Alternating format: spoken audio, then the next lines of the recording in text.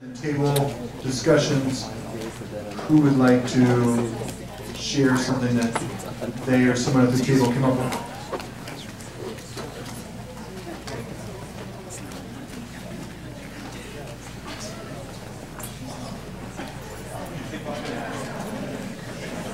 This is the hard part about coming back from lunch. You're coming back from lunch.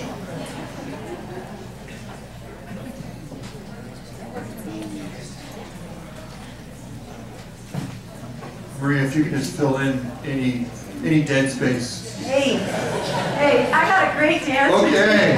Hey, you want to see that or you want to share? How about some general questions even?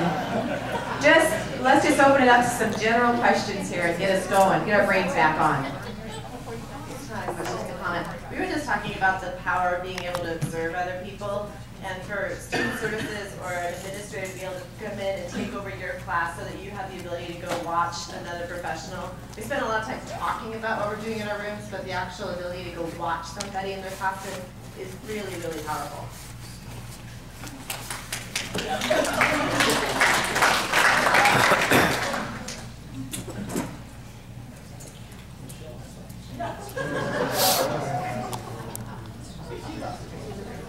So we brought that up as well. We think that's a great idea to have observation happen. And then one of my teachers, Michelle Oakes, said that what would even be better is if someone could be with that person while they're observing to point out some of the things and kind of ask the questions, why do you think he or she did that? What, to help them even get a little deeper grasp. So that idea of the peer observation and maybe with support outside of that to help really get the point of what we're focusing on.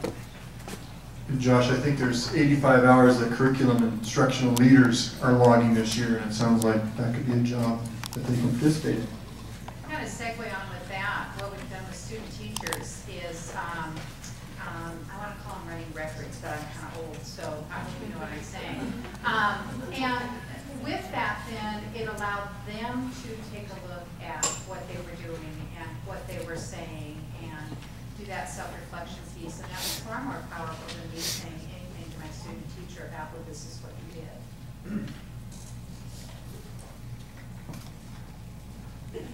I think it might be important to begin a conversation with the teacher. You, as the administrator, might feel like the teacher is struggling with classroom management, but unless they identify that as a struggle, you won't get too far down the road. So I think that first conversation, and maybe ask them then to identify what is it, girls that wear hair bows, boys that wear pink t-shirts, what is it about classroom management that you are struggling with, and who in the building would you like to observe and why? What have you heard or what do you know about that teacher that leads you to believe he or she would be very helpful in that? So if you kind of start with getting them on board first, then the rest of it might be a bit easier.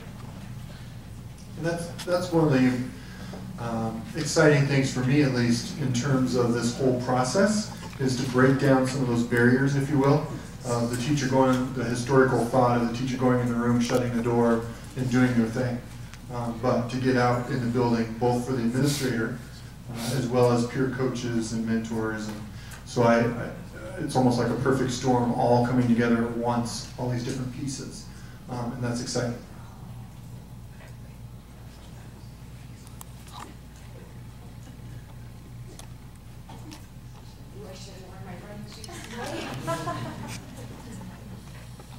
Dana allowed a studio to happen at my school this last year, and when Kate Hill called and said what period she could do the studio, it happened to be my most challenging class.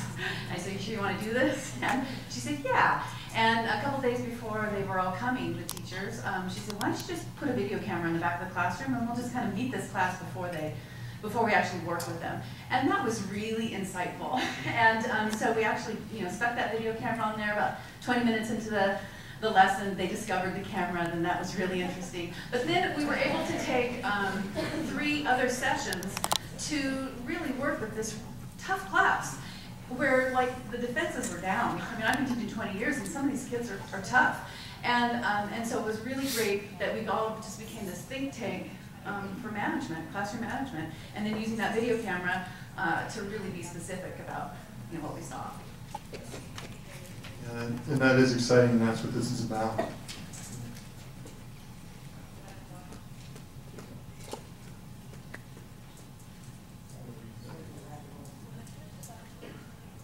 I think this has already been touched on, but I feel it's really important, particularly for the emerging professional, that they are allowed, and I emphasize the word allowed, to own the problem or the issue. I think it's been touched on. And self-reflection really is a powerful tool for helping them identify themselves what may have gone wrong in their classroom. And so you are leading them to discover themselves what the issue might have been, and then maybe asking through some leading questions how they might go about solving that, and strategizing together, and then you become a team. You're working together to solve a problem, but you're empowering them and letting them not only own the problem but also own the solution. Several people have talked about the power of peer observations and how that can really help us if we're struggling with something and to see it in another classroom. And I think one of the other sides of that is that teachers who work in isolation are both their own floors and ceilings. And sometimes I have seen incredible teachers who have no idea that their practice is incredible and out of the ordinary. It's so good. And so peer observation can also affirm their own understanding that they are teacher leaders and have real strengths to offer other people.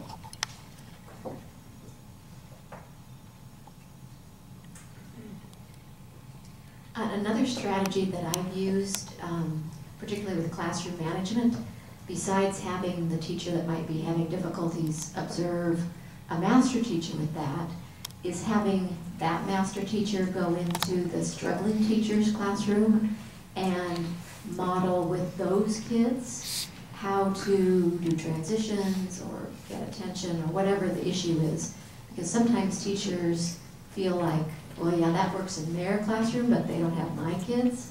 And so that can take away that piece.